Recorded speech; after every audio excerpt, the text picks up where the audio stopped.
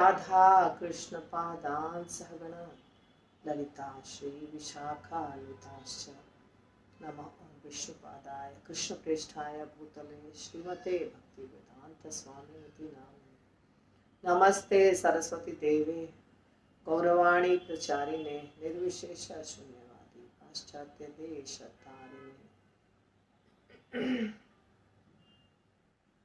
नमो महावदान्याय कृष्ण प्रेम प्रदायते कृष्णाय कृष्ण चैतन्य नामने गौरतुषे नमः। हे कृष्ण करुणा सिंधु दीनबंधु जगतपते गोपेश गोपिका कांत राधा कांत नमोस्तुते तप्त कांचन गौरांगी श्रीराधे वृंदावनेश्वरी वृषभानुसुते देवी प्रणमामि हरिप्रिये। जय श्री कृष्ण चैतन्य प्रभु नित्यानंद श्री अद्वैत गदाधर शिवासादि गौर भक्तवृंद। हरे कृष्णा कृष्णा कृष्णा हरे हरे हरे राम राम राम हरे हरे। श्रीमद् भागवतम स्कंध 2 अध्याय 7 श्लोक संख्या 12 से 11 तक हो गया था। तो ब्रह्मा जी विभिन्न प्रकार के अवतारों के बारे में बता रहे हैं कि जैसा कार्य होता है, जरूरत होती है, वैसे अवतार लेते हैं भगवान। 12वें श्लोक में बता रहे हैं कि भगवान मत्स्य अवतार लेंगे। मत्स्यो युगांत समय मनुना उपलब्ध शोणिमय निखिल जीव निकाय विश्रंसितान उरु भये सलिले मुखात में आदाय तत्र विचहार वेद मार्गान। प्रभुपाद की जय। कल्प के अंत में भावी व्यवस्वत मनु सत्यव्रत देखेंगे कि मत्स्य अवतार के रूप में श्री भगवान पृथ्वी पर्यंत सभी प्रकार की जीवात्माओं के आश्रय हैं। तब कल्प के अंत में जल में मेरे भय से सभी वेद मेरे मुंह से निकलते हैं तथा भगवान उस जल का आनंद उठाते हुए वेदों की रक्षा करते हैं। ये मत्स्य अवतार है जो जिसका वर्णन होगा 12वें स्कंध में। सत्यव्रत मनु का वर्णन है, वहां पे बताते हैं कैसे मत्स्य अवतार सत्यव्रत मनु ने तो कैसे मत्स्य अवतार ग्रहण किए थे। तो यहाँ पे विभिन्न प्रकार के अवतारों का वर्णन है, परंतु बहुत शॉर्ट में, यहाँ विस्तार पूर्वक वर्णन नहीं है और हमें विस्तार में नहीं जाना है क्योंकि इसका बाद में वर्णन अपने आप आने वाला ही है। तब आदि भगवान ने मंदराचल को विश्राम स्थल प्रदान करने के लिए कच्छप अवतार ग्रहण किया।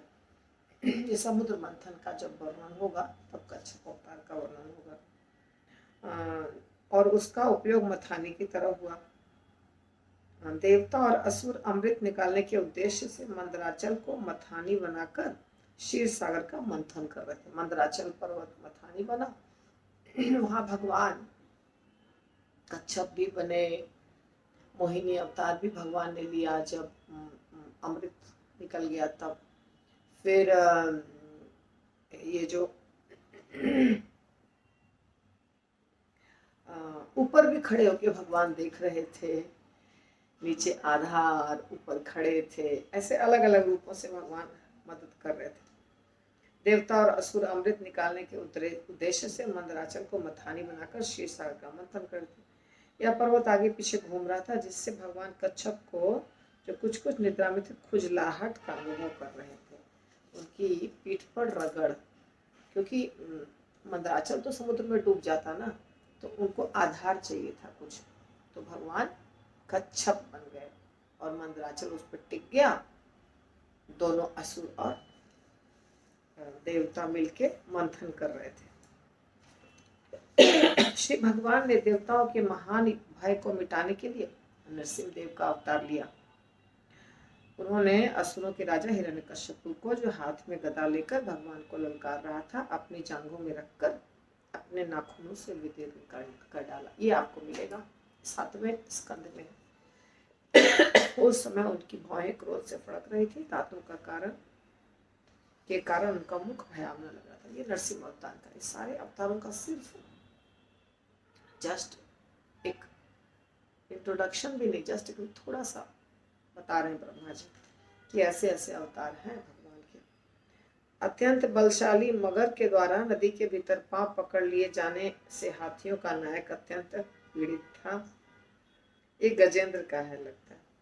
उसने अपनी सूंड से कमल के फूल को लेकर भगवान को संबोधित किया।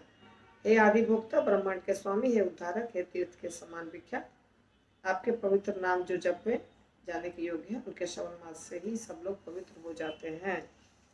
तो ये है गजेंद्र मोक्ष के समय जो भगवान किए थे। गजेंद्र मोक्ष के लिए भगवान स्वयं आए थे। तो हाथी की पुकार सुनकर के भगवान को लगा कि उन्हें अविलंब सहायता करनी चाहिए, अर्थात बिना विलंब किए आना चाहिए, क्योंकि हाथी संकट में। वो हाथी पिछले जन्म में भक्त था भगवान का। तब भगवान गरुड़ जी पर सवार होकर आए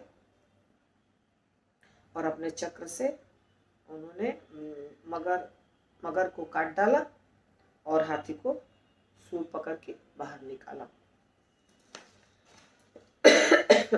तो भक्तों की रक्षा करने के लिए भगवान आते हैं।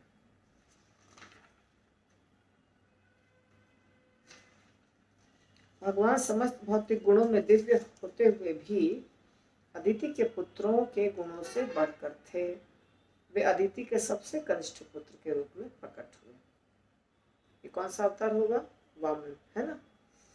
वे अदिति के सबसे कनिष्ठ पुत्र के रूप में प्रकट हुए। ब्रह्मांड के समस्त लोगों से आगे निकल जाने के कारण वे भगवान हैं। हाँ, उन्होंने 3 पग भूमि मांगने के बहाने बलि महाराज की सारी भूमि हड़प कर ली। इसलिए उन्होंने इसलिए याचना की कि बिना याचना के सन्मार्ग पर चलने वाले से कोई उसकी अधिकृत संपत्ति नहीं ले सकता है, नहीं ले सकता। तो भगवान ने क्या किया? 3 पग भूमि मांगा था भगवान ने वामन अवतार के रूप में। अपने सिर पर भगवान के कमल पाद प्रक्षालित जल को धारण करने वाले बलि महाराज ने अपने गुरु द्वारा मना किए जाने पर भी अपने वचन के अतिरिक्त मन में अन्य कुछ धारण नहीं किया। राजा ने भगवान के तीसरे पग को पूरा करने के लिए अपना शरीर समर्पित कर दिया। ऐसे महापुरुष के लिए अपने बाहुबल से जीते गए स्वर्ग के साम्राज्य का भी कोई महत्व नहीं था। तो ये भी लीला आपको बाद में सुनने को मिलेगा, बलि महाराज और वामन देव की लीला। तो इसलिए मैं यहाँ पे कोई चर्चा नहीं कर रही हूँ, क्योंकि हमें जब ये मिलेगा तब विस्तार पूर्वक चर्चा अपने आप होने वाली है। तो हे नारद, तुम्हें श्री भगवान ने अपने हंसावतार में ईश्वर तथा दिव्य प्रेम भाव के विषय में शिक्षा दी थी। वे तुम्हारी अगाध भक्ति से अत्यधिक प्रसन्न हुए थे। उन्होंने तुम्हें भक्ति का पूरा ज्ञान भी अत्यंत सुबोध ढंग से समझाया था, जिसे केवल भगवान वासुदेव के प्रति पूर्ण समर्पित व्यक्ति ही समझ सकते हैं। ये हंस अवतार है।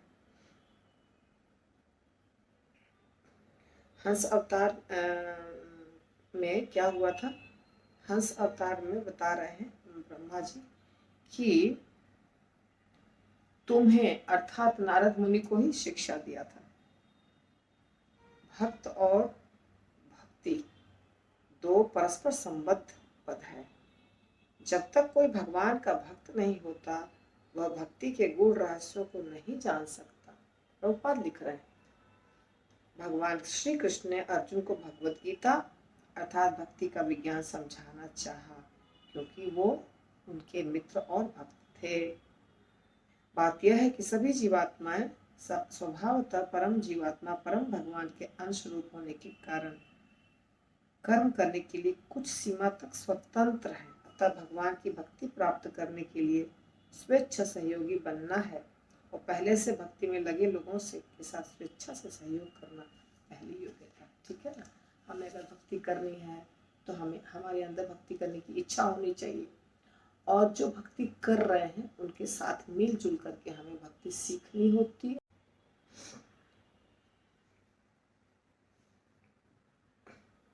धन्वंतरी अवतार लेते हैं बाद में भगवान, और अपने साक्षात यश के द्वारा निरंतर रुग्ण रहने वाले जीवात्माओं के रोगों को तुरंत अच्छा कर देते हैं, और उनके कारण ही सभी देवता दीर्घायु प्राप्त करते हैं ना। धन्वंतरी यानी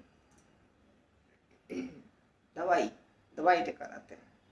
इस प्रकार भगवान सदा के लिए महिमा मंडित हो जाते हैं। उन्होंने यज्ञों में से भी एक अंश निकाल दिया और उन्होंने ही विश्व की में औषधि विज्ञान का प्रवर्तन किया।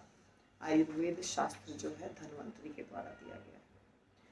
और जब क्षत्रिय शासक परम सत्य के पथ से भ्रष्ट हो गए थे, नरक भोगने के इच्छुक हो गए, तब भगवान परशुराम का अवतार हुआ और अवांछित राजाओं को भगवान ने पृथ्वी के कंटक जो 21 बार परशुराम ने क्षत्रियों को नष्ट किया था, फरसा लेके। फरसा उनका अस्त्र है। इस ब्रह्मांड के समस्त जीवों पर अहेतु की कृपा के कारण श्री भगवान अपने अंशों सहित महाराज इक्ष्वाकु के कुल में अपनी अंतरंगा शक्ति सीता जी के स्वामी के रूप में प्रकट हुई। राम अवतार है। वे अपने पिता महाराज दशरथ की आज्ञा से बन गए और अपने पत्नी छोटे भाई के साथ कई वर्षों तक रहे। अत्यंत शक्तिशाली 10 सिरों वाले रावण का वध किया, जो बहुत अपराध किया, जिसने बहुत अपराध किया था। ये हो गए राम अवतार। इसका वर्णन आपको 8वें स्कंद में मिलेगा। अपने दूरस्थ घनिष्ठ मित्र अर्थात सीता के वियोग से दुखी श्री रामचंद्र ने अपने शत्रु रावण पर हर नगरी पर जो स्वर्ग के राज्य को भस्म कर देना चाहते थे, शिव के जैसे ज्वलित लाल लाल नेत्रों से दृष्टि डाली। अपार समुद्र ने उन्हें भय से कांपते हुए मार दिया। तो भगवान राम की लीला के बारे में है इसमें चर्चा, क्योंकि उसके परिवार के सभी जलचर सदस्य मगरमच्छ, सर्प, घड़ियाल भगवान के रक्त नेत्रों की क्रोधाग्नि से जल रहे थे। भगवान को जब क्रोध आया था, समुद्र के ऊपर क्रोध किया था, पहले समुद्र से रास्ता मांगा, समुद्र ने रास्ता नहीं दिया, तब भगवान क्रोधित हुए और तब समुद्र देवता स्वयं प्रकट होकर के रास्ता दिया। जब रावण युद्ध कर रहा था तो उसकी छाती से टकराकर स्वर्ग के राजा इंद्र के हाथी की सूंड खंड खंड हो गई। एक खंड चारों दिशाओं को प्रकाशित करने लगे। अतः रावण को अपने शौर्य पर गर्व होने लगा और वह अपने को समस्त दिशाओं का विजेता समझकर सैनिकों के बीच इतराने लगा। किंतु श्री भगवान रामचंद्र द्वारा अपने धनुष पर टंकार करने पर उसकी वह प्रसन्नता की हंसी उसकी प्राणवायु के साथ बंद हो गई। तो भगवान राम ने रावण का वध किया। जब पृथ्वी पर ईश्वर में श्रद्धा न रखने वाले, परस्पर लड़ने वाले राजाओं का भार बढ़ जाता है, तो भगवान संसार का कष्ट कम करने के लिए अपने अंश समेत अवतार लेते हैं।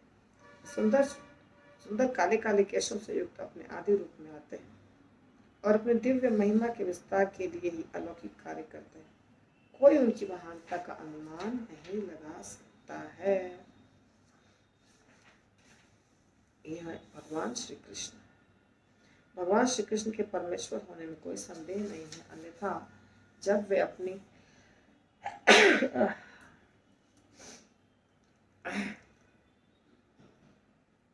वे अभी अपनी माता की गोद में थे तो पूतना ऋषि राक्षसी का वध किया।